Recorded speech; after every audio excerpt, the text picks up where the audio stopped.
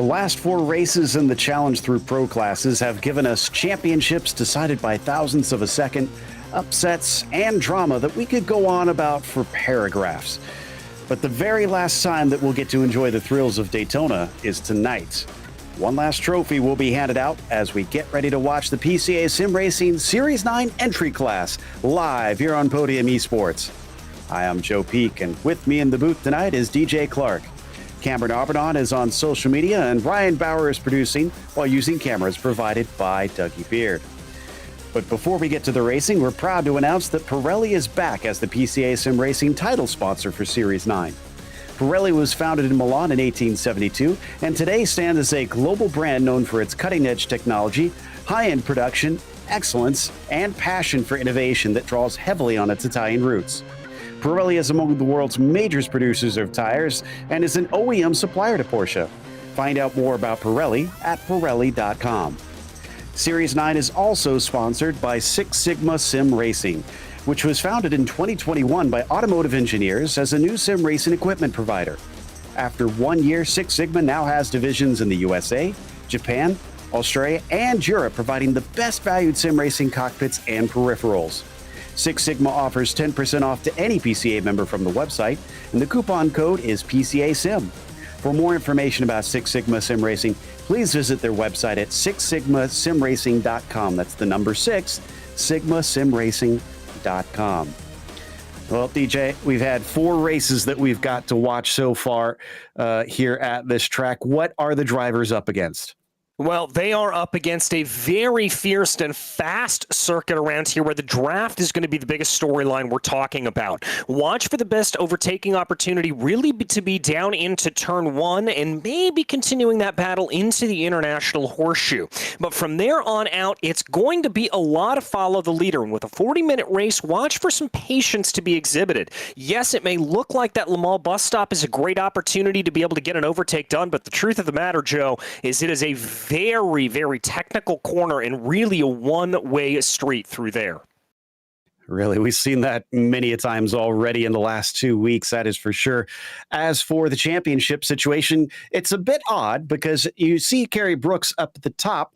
However, he has been moved up to a higher level, but he scored so many that he could still take the championship here today. However, it's going to take some really strange circumstances as John Tonetti is close to managing to overtake him after the qualifying and sprint points have been handed out. He's actually up to 1,462 points right now since he's earned those. Paul Tonetti is the only other one that can also earn them, as Bergeron and Fernandez have also been bumped up into a higher class. Paul has actually been doing quite well in these races. It's going to be a longer shot for him to get up to above Brooks, but not impossible as he is gaining. He's up to 1,417 points right now in the qualifying, and the sprint race that we've held so far. So watch out for those two, the two Tonettis, and seeing where they finish, because they'll be the ones that will be jumping up most likely here at the end. In the meantime, it sounds like we've got a special guest ready to talk to us here, and that is Jeff Williams. He is the area manager for the entry class. Jeff, thanks for coming and talking to us. Talk to us a little bit about the onboarding process here for the entry class, because I love what you guys do for helping kind of people get up to speed here with sim racing. Yeah, glad to do that, and thanks for having me here tonight. Just a couple things here. Also for folks to know is the entry class currently has 115 members in it. We received 163 new registrations this year, and we onboarded 142 new drivers in the process. So what onboarding is it's the portal that everyone who comes into PCA Sim Racing first enters through, regardless of level of experience, complete novices to folks with 8,000 I rating and above. And we use the onboarding process to lessen the slope of the learning curve for PCA Sim Racing. We spend some time going through the different classes that make up PCA Sim Racing and the sorts of events you can do depending on what classes you're in. spend some time going through the top level settings of Discord, so you can communicate clearly in Discord and use that as a good place to talk with people and take part in your EDE instruction sessions. Then we jump over to the iRacing user interface and issue folks their invitation to the entry class so they can participate in our events, and then do another sort of top level view of the iRacing interface of how to get their cockpit set up, seat height, mirrors, arranging the graphical objects in their screen view so that they can go out on track. So that's the gist of what we do in onboarding. That's fantastic. I honestly wish I had someone that could help me with that. Thank you for coming and talking to us about it. Looks like we got the race getting ready to start, so I'll let you get back to the work. Great. Thanks, and appreciate all you folks at Podium Esports do for us. Thank you very much. That was Jeff Williams, area manager here for the entry class. And as you heard, things have already switched over to the feature race. This is the last one we're going to see for Series 9. And the starting order has Ryan Cowley, who took the win in the sprint race starting from pole. Andy Green will be in second with Andy Jenks in third, followed by Paul Tonetti finishing fourth last time out. You've got Matthew Yokel in the fifth position, followed by Robert Neville in sixth spot. Then it's Eli Peacock in seventh and Jeff Gardner eighth. Chris Schuessler will start P9 today, and top 10 is rounded out by Jordan Daniels. DJ? In 11th, it's going to be Wes Tack, followed by Vincent Parnell, with Aubrey Iyer and Lisa Eskridge in 14th. 15th will be John Tonetti, followed by Jason Taylor, with Ken Pedigo and Nick Whitehall in 18th. 19th will be Charles Fiery, and then Nick Castellaccio will be in 20th. And unfortunately here, it looks like our 21st entry, William Goris, not going to be gritting up today. Sad to see he was unable to make the feature as he was in part of the sprint, but looks like he's run out of time here to be able to participate. Before we get to the racing, we want to give you a quick reminder that PCA Sim Racing social media offers in-race reports, breaking news, and announcements through Facebook, Twitter, Instagram, and YouTube. To subscribe, key in the platform name and add /PCA Sim Racing. Don't want to miss out on all the cool stuff that they are always posting about on there. And you may have seen they have A and B next to the names to many of the drivers out there. Well, that is informational stuff for the drivers themselves, kind of given out based on experience and their license and I rating here. So drivers kind of know what to expect amongst each other and what kind of experience their rivals have and how they should approach them on the track. So no need to worry about that. But DJ, it's been a lot of racing the last 2 weeks. I'm looking forward to this one final wrap-up. I am too. It's Daytona. It's the start of the racing calendar as we get ready to go under the floodlights here from this South Florida circuit. It's going to be fantastic as we take a look there on board with Ryan Cowley up in that pole position. This is going to be a fun one, Joe. You can see all different kinds of setups that you have, and Ryan's using a VR setup that allows him to really see around himself and get a lot of different views that are difficult with just regular monitors as the green flag is out. And we go racing here for the final race of Series 9 in PCA Sim Racing. Coming down into the first corner, Cowley got a pretty good jump. Jenks, though, is the one that's going to follow him through as Green's going to have to slot back into third. Yokel also taking fourth away from Paul Tonetti. And it looks like the whole field through that first corner nice and easy, which is a good thing. That's not always what we see here at Daytona, but everyone able to make it through pretty cleanly. And yeah, as you said, Andy Jenks there with a really good move. A little bit of elbows out there to get by Andy Green, but it was a good, clean pass, and it's been made here to move him up forward. Our potential champion, John Tonetti, is already up into 11th, and we're not even done with the first lap. He's gained 4 positions here. As we got a car off, that looks like, that was Paul Tonetti. And he is going to, pull right across the track in front of a few people. Thankfully, it looks like nobody else has hit him, but that was a scary moment for many. Yes, it was, and the track definitely does narrow up a little bit when you go down through the infield section, so very lucky to be able to get out of any of that. Tonetti's going to have it all to do here because, crucially, he's probably going to be out of that draft range as we talk about. Up at the front, Cowley still leads Jenks with Green and Yokel third and fourth, and Eli Peacock now in 5th position because of the issues for Paul. So what is this going to mean for Paul potentially? Because it looks like he's in 12th now. John is up into 9th, so yet more spots gained by him. hustling through. He only needs, let's see, what was it? I had it jotted down in my notes here.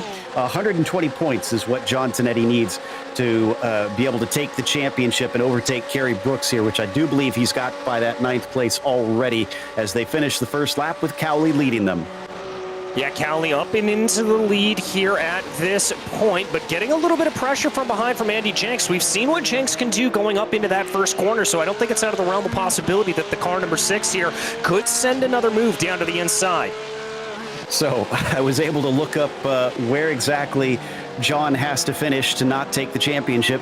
20th. So mathematically it's possible, but he'd have to finish dead last. Again, I think his goal needs to be just try to keep out of trouble. And actually, Paul Tonetti's already headed through pit lane after getting a black flag for that incident we saw on lap 1.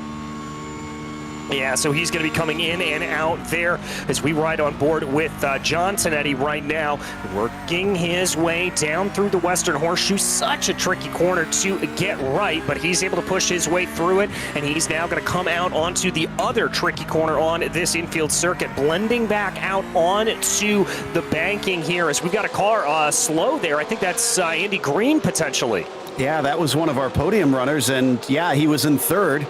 Just spun himself out all on his own coming out of turn 6. That's really disappointing for him because he was sitting with a nice podium in his hands. Let's take a look at the replay. And we've seen this a lot so far in these past 2 weeks, DJ, with this turn.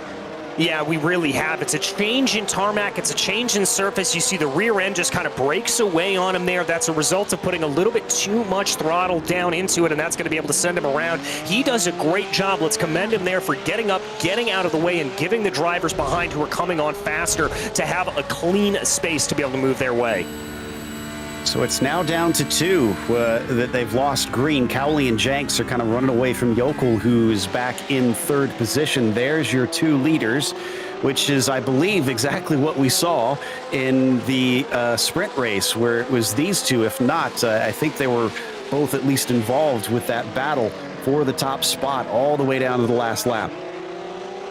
Yeah, most certainly here. And the biggest thing for Andy Jenks right now is to just keep behind in that draft range and try to hold out as long as possible. We jump back here to Robert Neville, who's putting a little bit of a battle here to the back of Eli Peacock. And again, for both of these drivers, this is all about just staying in that draft range, staying within about 1.2 seconds of the driver in front of you. Yeah, that's going to be quite a little slipstream train forming there behind them, as it looks like Ayer has unfortunately slipped off the course at the International Horseshoe. Let's take a look at the replay. Nobody around right now. Is this maybe just a little too hard into the turn? Yep, just too much speed carried on there. And the way that that track is right there, it's actually a crown. So the highest point on that surface is in the middle of the track. And I wonder if that was a combination of there just a little bit too much speed into the corner and potentially bottoming out there on that crowning of the track. Yeah, it could be. Here we come back to Cowley looking at Jenks. Only 0.3 of a second between them. This will be valuable information for Andy here, knowing exactly how far back he needs to be to pull up on Ryan. And he's got a nice little toe here. Now, does he actually try and make a move? No. He's going to sit behind, and that is because something we haven't talked about, DJ, is they will have pit stops in this race. Yes, they will. And so if you're able to sip the fuel a little bit more, if you're able to stretch out that fuel cycle a little bit longer, spend less time in pit lane, that's going to be a very, very good thing for you. And that means you may be able to jump a driver in front of you out on track. We jump back here to John Tonetti as we find him in a 3-car battle now with Neville and Peacock. And he's going to be getting a big, big effect of that draft with 2 cars in front of him. Yeah, Tonetti's still in the position where he would claim the championship as it sits. So just needs to kind of take his time here. He's already made up 9 spots. He had, as I mentioned, a black flag in the sprint race, and that put him well far down the field. So he's trying to make up for it here, and at least he's got himself well high up the order very early on, so not having to stress about having to pass so many cars this and later in the race.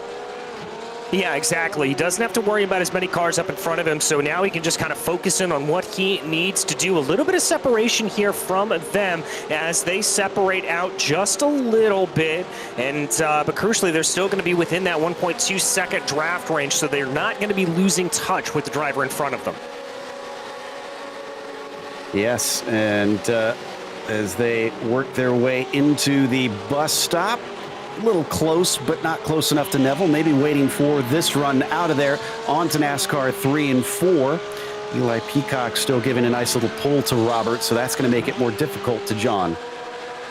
Yeah, going to make it a little bit more difficult for him to be able to close in here at this point. But here's Jenks up at the front of the field thinking about a little bit of a move. But even if he's not able to send it, he's got to watch out because Ryan Cowley up in front of him just set the fastest lap of the race.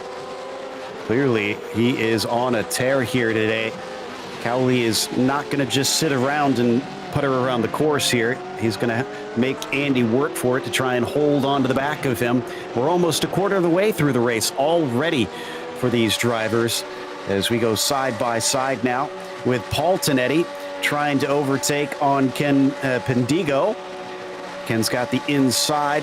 Looks like Paul is, as Ken breaks extremely early, so he didn't want to fight that one. And Paul's going to move himself back up into 16th. Oh, and we've got Lisa Eskridge there lying prone across the track. Good job there for Lisa, just holding the brakes, being as predictable as possible for drivers all around her to make sure. Let's take a look at the replay here, see exactly what happened. So coming down into the corner, it's an easy corner to get wrong. Oh, I've done that myself before. It's always embarrassing. That pit wall is right there, and if you slip up, you can just plow right into it. Yeah, you certainly can. I know I've been guilty of doing that many a time, Joe. Just a little bit too much speed into the corner. Maybe a little bit of rear locking there, and good avoidance by Taylor, Jason Taylor, to be able to avoid a bigger shunt. Interesting to note, I was double checking if Paul Tonetti, I got to clarify, if Paul Tonetti gets one more position and finishes 14th, that'll get him enough points that he will finish second, at least to John Tonetti. So there is something to fight for if you are the number 3 car tonight. And we come back to Jenks once again, still poking and prodding, keeping Cowley on his toes. Yeah, keeping him on his toes. I like what I'm seeing here out of Jenks. This is a nice, constant, steady battle. He's not making any too wild, aggressive moves here to try to move his way forward. He is just keeping the pressure on from behind, and that's something we always talk about as wanting to do. Down through the kink and into the Western Horseshoe. I think Andy is playing this very smart for an entry-level driver. Just keeping such a cool head and trying to play this strategically rather than just constantly being on the attack. That's showing a wise head on his shoulders as he exits onto the oval once again. This is all really left third place in the dust. Yokel's about 10 seconds behind them already. There he is on screen now. Matthew has been doing what he needs to do, at least for this podium position, but he's going to have to pick up the pace if he hopes to try and take first or second. Yeah, he certainly is, but a driver who is not having to rest on their laurels and is having to work here is Jordan Daniels, who is right behind Vincent Parnell right there. You see some varying lines coming down through the Western Horseshoe as they now work their way through the kink here, coming back around, trying to see what they're able to get. That's a car off and into the barriers there. That is the wrong way to go. Okay, further than in the barriers, we need a replay of this. I saw Tack in the RVs. I didn't know you could do this, but apparently there's an opening there where they have the moto course. Now watch this, and just spun it right, whoop, and suddenly saying hello to a lot of people he shouldn't be. He just wanted to tailgate. He just wanted some good hot dogs and some good burgers and just decided to go off there. It's, drivers do that. It's like when they hear they got ice cream in the pits, you've got to be able to make your way in there. He did a good job of finding his way back, I have to admit. I probably would have been pretty lost because all you can see is just a whole bunch of those RVs and you have no signal about where to go back to the track. So he's back on and running now, but unfortunately he's falling to 17th. Yeah, that's definitely going to hurt his standing here. But wow, I agree with you, Joe. I've never seen anything like that. I've never seen a driver go that far off track and still be counted as in the session. Yeah, I would have thought that they'd fall off the map, essentially. Wow, John Tonetti's just moved up into fourth as he overtook the likes of Neville and Peacock almost, I think, in one go. But it's happening once again as Neville, is going to try and re-attack Tonetti. Can't quite get the spot. There we see them on screen. So move the number 2 car up to fourth now. Yeah, Tonetti on a real charge here, up 11 positions since the drop of the green flag with only about 12 minutes to go. Let's take a look at the replay of exactly how he was able to do this, just recognizing a slow run there off of the International Horseshoe, the Western Horseshoe, and now pushing their way through. Yeah, so that gets him up a couple spots very quickly. And again, he didn't need those, but right now this is probably a point of pride for him to end on a high note. Can he run down a podium position? He's got to make up 4.3 seconds to catch Matt up in front of him. He's also looking like he might wind up pulling along Robert and Eli here if they can just ride those coattails. Yeah, and that's a really crucial thing here for a lot of these drivers, for them to be able to get their way around. If you've got a driver that's faster than you up in front of you, if you're able to hold on to that driver, particularly through the infield section here, you're then going to be able to just ride their coattails all the way up around on the track. Ooh, bad news for Paul Tonetti. He's gotten another black flag. So he's going to have to go serve that. He had managed to get back to 14th position, and I see him serving that one now. But it's been going a lot better for those up at the front of the field, avoiding a lot of those pitfalls here. As you watch John in that number 2 machine weave his way through the Western Horseshoe. We look back on board with Andy Jenks. Ryan Cowley up in front of us. Has maybe about 10 car lengths between the pair of them, but that still works out to only 0.5 of a second.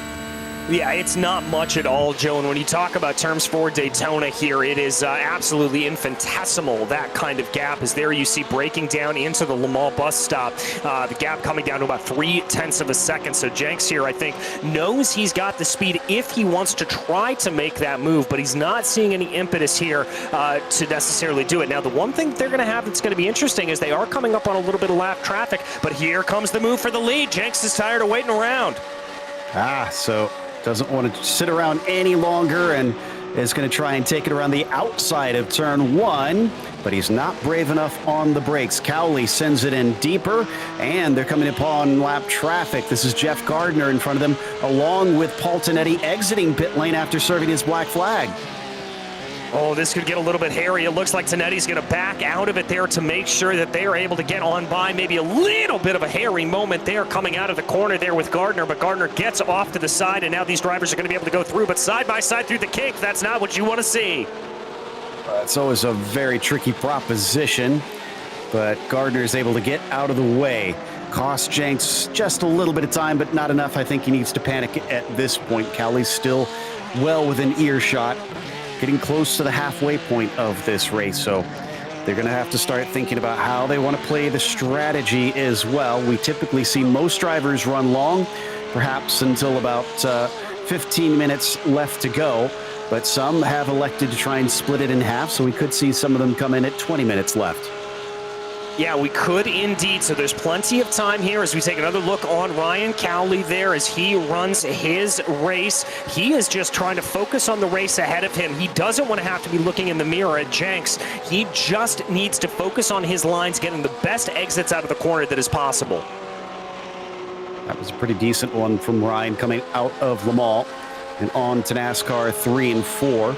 Jenks still has enough that he's starting to get a little closer. We go back to Paul Tonetti, seeing if he can get back up in 15th place ahead of Jeff Gardner. And if I recall correctly, he needs 14th, I think, he hasn't fully served the black flag. That's interesting. He was down in pit lane. I wonder if he had an incident limit black flag as well.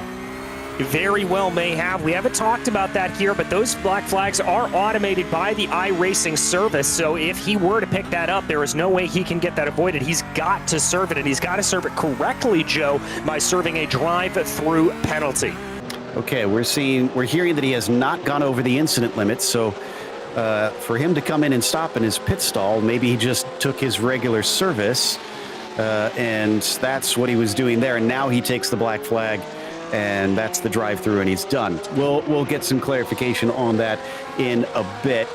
Jenks still 0.7 of a second behind Cowley out of turn 6. And he'll once again get reeled in, although he didn't have the greatest of exits that time off the corner.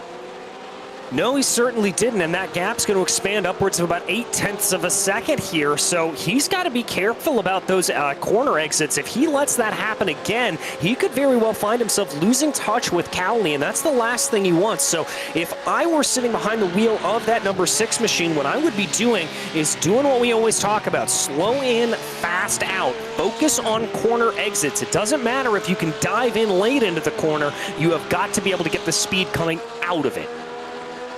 And that's going to be so critical at this track, making sure you ride the coattails of that faster car in front of you and stay within reach. This time he's cut it back down to about 0.4 of a second, so he is being helped out quite a bit, but look at the weaving from Cowley, trying to break that slipstream as much as he can. He does not want to help that number 6 car. No, he certainly doesn't, and he's got to be a little bit careful with that. Sometimes that weaving may seem like a good idea, and a lot of times it is, but you've got to be careful not to be too aggressive with it, because you'll actually end up scrubbing your speed over the course of a run. Exactly, and on a track where straight line speed is so critical, that could really hurt you. Here we jump a little bit farther behind, coming down through the tri-oval with Andy Green. Remember, recovery drive for him, having started this race from the front row. That's Eli Peacock just in front of him. Elects not to try and take too aggressive of a move into the first corner this time, maybe waiting for one of the horseshoes instead. Well, if he decides to try to send a move up into one of the horseshoes, that's going to be a little bit of a tricky situation. We haven't really seen a lot of passing, particularly in the western horseshoe, a lot of because of the way that that track is cambered. If you're going to do it, you've got to set yourself up with a good run coming out of turn 1 and then make the move down into the international horseshoe, the first of those 2 corners. Still not doing anything quite yet. That's also Nick Whitehill in front of them, but that's not for position. He's running last place and a few laps down currently. So we'll see if he pulls off to the side. Yeah, he's telling them to go low, and they both easily duck underneath. So good racecraft there given to Nick here in the entry class, letting the leaders go by him. Yeah, that's a good heads up for them. We now ride on board with Andy Green, looking like he's got a pretty good run here on Eli Peacock. But again, this is coming down into Le Mans, and that's not an area of the track where you want to be going too wide. And I think smartly there, Andy's going to back off a little bit and let the cars fly through the corners. Oh, man, Andy had a great exit off of there, and he finds space underneath, so he won't even have to go the long way around. Peacock up to the high side, lets him through. He could try and pull right back past him with that draft. Yeah, look at him duck down behind him now. But he's not gaining on him like I thought he would. In fact, he's going to pit in instead. All right, very interesting. The first of what we expect to be our full service pit stop starting to fire off here with Eli Peacock. He just says, I've had enough of this battle and I want to come on in. Right, so, and that's from the upper mid pack that he did that. So that gives us a good kind of marker to see what some of the other drivers around him will have in terms of those pit stops. Jenks has been kind of hovering behind Cowley for basically the entire race. This is the 6 versus the 18. And Ryan Cowley, I got to give him credit. Not only has he rebuffed any attacks that we've seen off of Andy, it doesn't seem like he's buckled under the pressure up till now. No, it certainly does not, and that's one of the crucial things here is being able to withstand that kind of sustained pressure coming from behind. A very, very crucial thing, and Cowley has done just an absolutely fantastic job of being able to keep those tenths ahead of himself. Well, all these drivers are trying to learn the ropes. They're all also trying to go a little faster. And are you struggling to consistently go faster? Do you know how to find another 10th off your lap time? Join our very own physicist, Nikki Chan, to learn all about driving technique, car setup, telemetry analysis, and more via YouTube videos on lasttenth.com. Nikki is also available for one-on-one coaching and custom setup sessions. Contact him on Discord for a trial session now so you can squeeze that last tenth off your lap time. Last tenth, better car, better driver. So far, Cowley has been quite quick himself today, but the draft has meant that Andy Jenks has the fast lap amongst the pair of them up till now. Not that it means anything in terms of championship, just maybe a point of pride for him. He's fallen off a little bit here in the infield. It's back up to 0.7 of a second.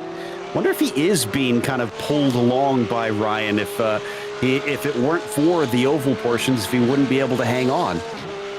Yeah, that's something that I was starting to maybe think about here for him, Joe, is now we've got a little bit of side-by-side. How you doing coming off of NASCAR 3. That's Charles Fiery and hot contact into the wall. Oh, and, well, the pit lane is right there, so that's the good news. Should be able to just take it right in there, and I think he should be able to drive it in. The car doesn't look too damaged. Oh, yep, just miscommunication, lost a little focus, and the two came together.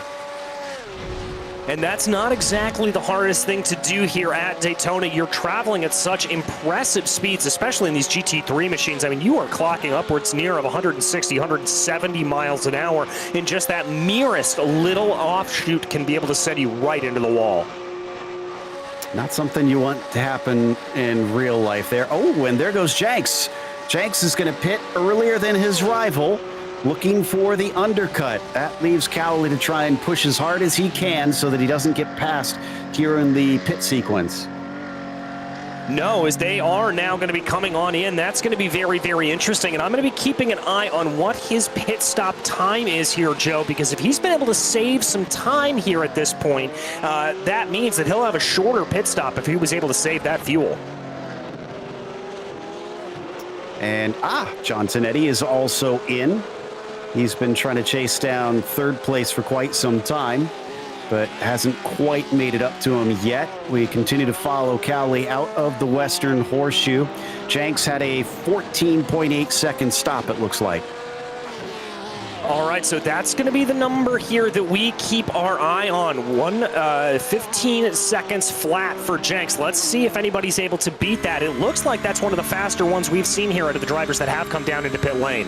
Worth noting that Jenks brushed the wall exiting pit lane, that little barrier that separates the pit exit from turn one came in a little hot into there, easy to do, and wound up kind of scraping his right-hand side. So hopefully that didn't damage the handling or the aerodynamics on the thing, because that'll really cause him to suffer in these final 15 minutes if he did.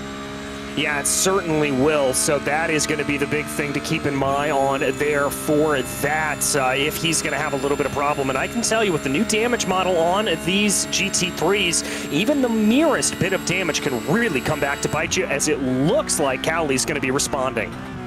Yeah, I loved that you could see him like kind of checking his mirrors, looking up as you would in a real car, making sure there wasn't anybody behind him so that he didn't run into them down into pit lane. And looking for his pit stall. Jenks is actually just coming out of the bus stop chicane.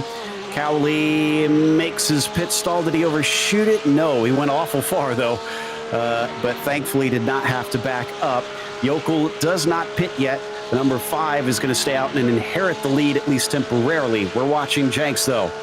He's coming around through the tri-oval. Cowley is out and rolling. Jenks is now coming past the start-finish line. Cowley up to the pit exit cones here. Remember, he cannot take the pit limiter off until he passes those cones, which you just saw him do, trying to get up to speed, and they are back together. Back together right as they were, and we are going to be back in store for another big battle. I'm very, very impressed here with Cowley's ability to fuel save. They both did identical pit stops at 15 seconds flat. Fantastic stuff. So nothing able to be gained in the pit stops. It's going to have to happen on track, but here you see Matt Yokel already leading himself onto the oval. He's also leading ahead of Robert Neville, but Robert hasn't pit either. Cowley is in third, and he has taken his stop. Essentially, I think the 5 and the 087 are the last two we need to see come in. Yeah, that's pretty much who we are waiting on here at this point. You see those glances in the mirror there from Ryan Cowley, just keeping an eye on Andy Jenks behind him to make sure he's going to be able to hold that out. Actually having a little bit of a conversation. I couldn't quite make it out, but it sounded like they were chatting about something with the Red Bull Ring race, and a car spins in front of them. Thankfully, both were off to the side. That was Castellaccio there that unfortunately lost control of the car. Yes, it was, and that was a very, very bad run there for him. Very close for Cowley and Jenks to be able to avoid it. Let's watch here exactly what happened to Nico coming down into the corner. Just carried a little bit too much speed, couldn't get the car slowed down, caught that outside grass, and just slammed on the binders. Last two drivers finally take their service, and Cowley retakes the lead. So where will Yokel return to the track? Neville is in. Is Tonetti going to beat Yokel? That's, I think, the big question mark here. Yeah, I think it is as well. How are they going to sort themselves out? Is the battle here that continues on, though, between Cowley and Jenks, so there's absolutely no signs of letting up. Still hovering at about 0.5 of a second. John Tonetti, is back on, he has been on the track and is out behind Yokel, who's back onto the track himself after taking his pit stop, but it's about 1.7 seconds. So the battle for third is still on. He's close enough that he could try and do something about this. Andy Green is in. Is he serving? Yeah, he's serving a black flag. Ooh, very interesting there. I'm not sure where that was accrued necessarily. We're not seeing anything here in the race director's chat, so I think that may have been a incident limit penalty. I'm being told he's only at 8 incidents. I don't think that's the case. Could have been that he sped in pit lane. That's not something that we've talked about either, as we're watching Paul Tonetti on Jeff Gardner. This is for 13th position. He's got a little bit more speed, but he's got a longer distance to go on the high side of the banking. So will he be able to outbrake him? He's going to have to try and be brave here. Jeff Gardner has the advantage, but he is not brave enough to try and outbrake his rival. Tonetti goes a little deep, but that's going to net him 11th spot. Yes, it will. So he's going to be able to gain that back here at this point. Looked like a little bit of a fight back there from Andy Jenks, thinking about a way to get down into the corner, but that clearly didn't play itself out. Jenks now going to try to see what he can do coming down into the International Horseshoe with 11 minutes to go. He's been able to keep this gap relatively tight. We'll have to see. And the plot thickens. They're actually coming upon that battle that we were just watching between Paul Tonetti and Jeff Gardner. Now, if Paul can run away, hopefully it won't be too much of a battle and they'll be able to pass them one at a time. But if they come upon two drivers vying for position, that just immensely complicates their own battle. Yeah, it really and truly does, Joe. When you come across one driver that's there, they're more than likely going to get out of the way for you. They're going to be easy about it. But if you come across a pair of drivers that are locked into their own fight, that's going to complicate everything because neither one of those drivers are going to want to give up those fights. They are not going to want to let any of that go, and it's going to be very, very hard to get on past them. Does look like that Tonetti is starting to run away from Gardner, so that's good news for the leaders. They're catching them at a rate of knots here. Probably within the next 2 laps, they should be on the back of them. Jenks got a slowdown penalty. He's having to serve it. This might be the death knell for him unless he has good enough speed to try and catch back up to the 18. I think it may be, unfortunately, that I don't really anticipate a way in which he's going to be able to keep himself close behind. 2.2 seconds here. Let's take a look at the replay. I think this is just a classic case of cutting things a little bit too close coming through Le Mans. Let's see which apex it was. Got 4 of them. That was a little far in on the first one. And the last one. I'm guessing it was that last apex that he cut a little too far. Yeah, I think you're right about that, Joe, and that unfortunately is going to grow that gap upwards of about 2.2 seconds, and I think unless Jenks has got an extra tank in that car to be able to turn on here at this point, it's not going to be too good for him to be able to close back down on Ryan Cowley. Charles Fieri just behind Andy Green. Green served his penalty. Most likely got that speeding penalty, if that's what it was, coming out of pit lane. Because if he got it coming in, you'd be able to serve it during the pit stop itself, although it would have been a long one. Regardless, it's looking like Green's maybe kind of running away from Charles. It's up to about 1.1 seconds. Andy, who started this on the front row, is probably going to be ruining these mistakes. Yeah, I have to agree with you there on that, and I've been in that position when you are just struggling throughout the day, and you just kind of have mistakes building on each other, and every time you go through a corner that you've made one of those little mistakes, all you can think about is that previous slip-up that you did, and it becomes very, very hard to keep focused on the drive up ahead. Back to Paul Tonetti. Here's another one. He's picking them off after having multiple penalties today. Looking at a potential top 5. That's Tack just in front. Tack holds the inside. Paul looking long way around, coming up to turn 1, cuts back underneath. Could he try and outbrake him? I was going to say that'd be a long ways from behind that he'd try and charge up through. So, no, he's going to stay patient, at least for now. It does look like he's much quicker, so I wonder if he'll have him even before we get back onto the banking. Very well could. I mean, he's got a little bit of a better line there going through the International Horseshoe. You can see he's got a better line out. Oh, a little bit of oversteer there that he had to correct. That's going to come back to bite him, and I think that's going to prevent any move down here into the Western Horseshoe, so may not get that move done until he gets back into the big slipstream. Yeah, that wheel spin really cost him there, so at least it'll be easier if he just kind of breezes on by, coming along NASCAR 1 and 2. Though it does look like that car is still a little twitchy out there as that teal and black number 3 arrives onto the high banks of Daytona. And oh yeah, he is only 3/10 behind. He should possibly be able to get by before they get to the bus stop here. Yeah, he theoretically could, but look at that. He's actually poking his nose a little bit higher up on the track to try to be able to, I think, stop some of that draft because he didn't want to make the move down into Le Mans. So that's a little bit of a heads-up play there from Tonetti. Now look for him to get on the loud pedal early. That's a beautiful run coming out of Le Mans. Look for him to make the move here. Should have plenty. Kind of jumps out of the draft a little early. He's going to get another taste of it. And now he looks around the outside as they get wheel to wheel here. Gotta stay high here, bud. You don't want to run into your rival. They come through the tri-oval. This time he's going to be on the outside. Can he make this move stick? Looks like it, although a fight back here from Tack. Tries not to run into him. Almost gets into the side of him and actually does manage to keep the position. Talk about a stellar defense there from Wes Tack to just be absolutely able to hold that car down to the inside, have complete and total faith in your braking zones. Brilliant from the Peach State region driver. Making Paul work for this. Got to give the number 10 credit there. I don't think that was intentional on his part, because that isn't really a traditional line, but he was given enough space by Paul so that they didn't make contact, and it all wound up good in the end for the number 10. Clearly, he's going to make him really have to sweat if he wants that top 10.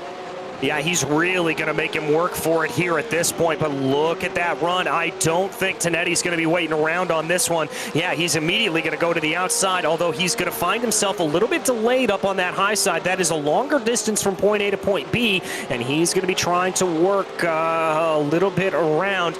Now here he comes. It's going to be a straight battle of the late breakers coming down into Le Mans.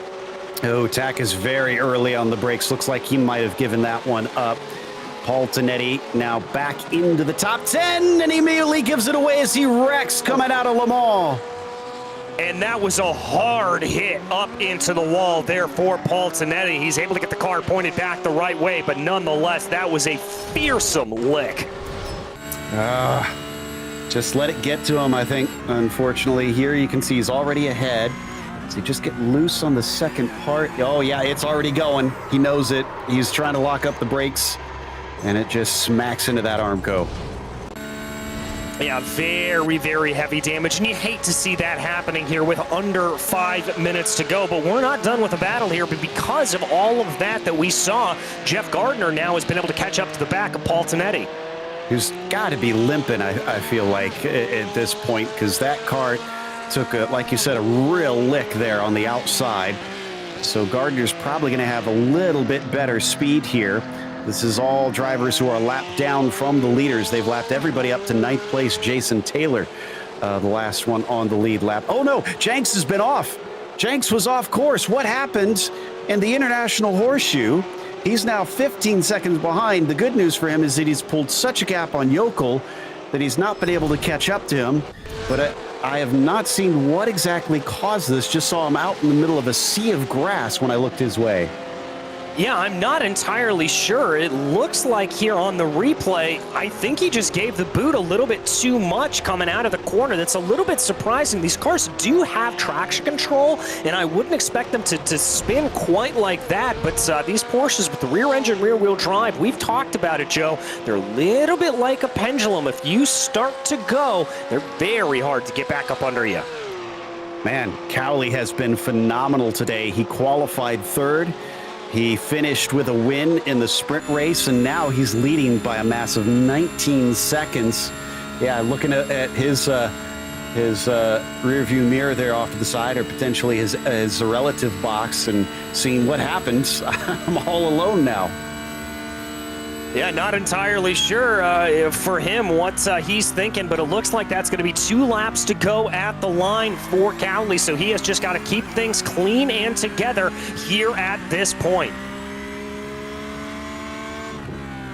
All right, well, as we've seen, it's easy to throw it away out here. A number of drivers have just made little mistakes, and with the high speeds, they've had big consequences, but Ryan Cowley, where others have faltered, has basically just been keeping on the smooth and steady. He's been walking that tightrope in a way that others have failed to do so, and that's why you see him leading this race. Yeah, he has just done an absolutely stellar job of, frankly, Joe, doing what he needs to do, not making any mistakes here at this point. He has kept things together, and he has looked like a consummate champion. He has looked like a consummate race winner, which in about a lap and a half's time, he very well may be. Speaking of champions, John Tennedy is still sitting in a position that he will clinch. He has been for pretty much the entire race. He sits in 4th and is also our biggest mover in this feature race, up 11 positions, having started it from 15th with his poor showing in the sprint. Yeah, it's a very impressive run there from him, and I've got to say a pretty impressive run here from the entire field to keep everything together as they are. But we come here, Joe, to the last lap. We've got about a minute on the clock, and Ryan Cowley running to the white flag. One more to go, with a very comfortable margin to his rivals. This has got to feel good for him to finish off Series 9 with this. And also, as we said, last race of Series 9. So he gets to be the last one to celebrate as long as he brings this one home, as he's already witnessed the Pro Class, the Sport Class, the Club Class, and the Challenge Class wrap up in the last 2 weeks. Yeah, most certainly, as this is the end of Season 9, and we eagerly look ahead to Season 10 here coming up soon. Not going to be all that much farther up the road, and so we certainly have that to look forward to, and I guarantee you Ryan Cowley's going to have his eye on Series 10. Absolutely. And it does look like Paul Tennedy should take 2nd place in the championship points as well, with his 11th right now, as long as he just cruises home from there. And we watch that number 18. This has got to be giving him smiles from ear to ear with today. Not only did he have to work for this, but he had to show great pace, great tenacity, calm under pressure, with drivers behind him trying to challenge for that victory. Had to hold off a late charge in the sprint. Came down to a run from the car behind to try and steal it away from him, as it often does here at Daytona. But no such challenge here in the feature race for Ryan Cowley. After many races in Series 9, we wrap up this wonderful series with the finish for the entry class, and Ryan Cowley will take that final win. A well-deserved victory there for Cowley, and I love the fact that he is not breaking concentration at all. He is absolutely keeping that all the way through the corner, and a great run there for him. An equally good run for P2 here, Andy Jenks, who will now cross over the line to take 2. Obviously, a couple of mistakes coming back to bite the number 6, but still an impressive drive. Well, Matthew had seen positions go up and down for him, had made some great starts, but he makes a great finish as well, claiming the last step on the podium. And how about our unofficial champion, John Tinetti? He made it a little hard for himself with that sprint race, but then came back with aplomb here in the feature for a nice 4th. Yeah, really, really good run there for him. He's going to be feeling very, very happy about that. Here's Eli Peacock. He was involved in a couple of the good battles there today. Peacock's going to cross over the line in P6. Last car on the lead lap going to be Jason Taylor. Only 9 of them were able to complete all 23 here today. So definitely got a little bit sparse and spread out. That is going to take us to a quick break, though. We'll come back with the unofficial results as well as driver interviews here in a moment. Make sure and stick around for the last sequence of the Series 9 for the PCA Sim Racing Series.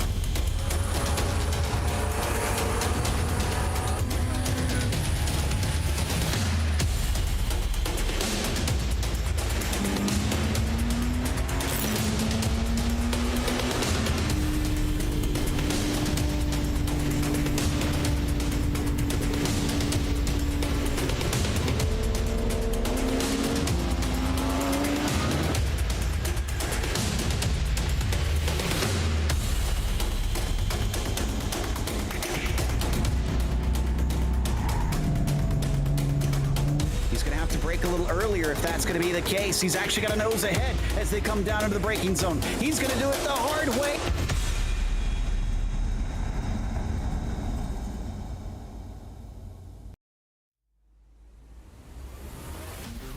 Welcome back to Daytona International Speedway. One last time we got to watch a race here for the PCA Sim Racing Series, and Ryan Cowley took the win both in the sprint and the feature. Andy Jenks followed him home, and he tried to keep him honest, but his mistake late in the race, unfortunately, a couple of them, both a slowdown penalty and then spinning off track in the International Horseshoe, wound up sitting him 19 seconds back at the end. It's still a second place, though. Yokel was 3rd to round out your podium. John Tinetti, unofficially your champion here with that 4th place to wrap it up, as Robert Neville was in 5th, followed by Eli Peacock in P6. Jordan Daniels finished 7th today. Chris Schussler in the 8th spot, followed by Jason Taylor in 9th, and Wes Tack, despite having an adventure out amongst the RVs, still got a top 10. Yes, he did. Paul Tinetti was behind him 1 lap down in 11th, followed by Jeff Gardner with Andy Green, Charles Fieri, and Ken Pettigo there in 15th. Lisa Eskridge was the last driver to finish 1 lap down, with Nick Whitehill, Vincent Parnell, Aubrey Iyer, and Nick Castellaccio there finishing 5 laps down in 20th. That's going to take us to our winner for tonight, Ryan Cowley. Curious to see what his feelings were inside the cockpit, leading both of those races to the checkered flag. Ryan, congratulations back-to-back for the wins tonight, but both times you had cars breathing down your neck for quite a bit of it. Yeah, those guys are really fast. I've raced with Andy before, and on longer races like this, it just kind of comes down to who makes the least amount of errors. So I just try to race consistent, race steady, and it pays off. I'd say it paid off. With Andy so close to you, were you a bit surprised when suddenly he disappeared from behind you on your relative screen? Well, he's really quick. He, I would pull him about a half second on the infield, and he'd make that up when we got on the high banks. He was a lot quicker through the horseshoe than me, and then we got around some lap traffic. I guess he drove it in just a little bit too deep, got an error there, a slow down error, and kind of just lost touch with the draft. But too bad for him. Good for me, because he was going to be there at the end. Well, it's only your second race here in this entry class. So what are your thoughts now that you've kind of dipped your toes in? You enjoying yourself? Yeah, I love it. Really well organized, a lot of great people, active leadership, good racing and clean racing. Not much more you can ask for than that. I agree. Fantastic stuff. Great performance. Congratulations. Anybody you want to thank for this win? You guys. Well, thank you. Ryan Cowley with some kind words for us, our winner in the sprint and the feature. But DJ is caught up with Andy Jenks, who got 2 podiums tonight. Yes, indeed, I have. Andy, welcome up to the booth. 2 podiums to round things off here for the series. That's got to feel pretty good. Yeah, it's a good start. I haven't been on my iRacing rig in a long time, so it's nice to be back at it. Well, we just heard from Ryan Cowley really talking about the fantastic pressure you were applying to the back of him. I'm curious for you just how much waiting you were planning on doing there and if you had a strategy to be able to get by that number 18. Yeah, first half of the race, I was just saving fuel, riding behind him and hoping for a quicker pit stop than he did. And we had about the same pit stop because we came out nose to tail again. And then I actually got a slowdown in the bus stop, and that's really what killed me. It put me a couple seconds behind, but I was going to wait and try to wait till the end so he didn't redraft past me again. Well, certainly there, that slowdown obviously came back to bite you, but how do you feel about Daytona, especially with these new tire models that have been put into the car? Do you like driving around these high banks, or do you prefer a little bit more of a traditional circuit? No, I like Daytona a lot. It's good, just got a good flow to it, good rhythm to it. It's actually pretty easy on the tires. It's a fun track. Well, I'll tell you what, it's a fun track to watch, but 2 podiums on the day. Who makes this possible? Who would you like to thank, Andy? You always got to thank the family for letting me do this. Indeed, one of the most important things. Andy, thank you so much, and congratulations once again. Thanks very much. All right, that was Andy Jenks, your 2nd place finisher, and now I believe, Joe, you've been able to catch up with Matt Yokel, our 3rd place finisher. Indeed, and Matt is in a similar situation to Ryan Cowley, your 2nd race here in the entry class, but you managed a 5th and a 3rd here tonight. So how do you feel about those accomplishments? Does that seem pretty satisfactory to you? More than satisfactory for me. I'm extremely pleased. I was going to be more than happy just to be in the top 10. You had a pretty good start as well. Starting from that 5th, you were up to 4th by the end of the first lap, and then by lap 3, you were already onto the podium. That kind of catch you off guard? A little bit, but I was honestly just trying to mind my tire temps and just try to drive clean, stay focused. I wasn't overly concerned about even being fast, to be honest with you. I was just trying to stay consistent and, try to watch out for everybody else.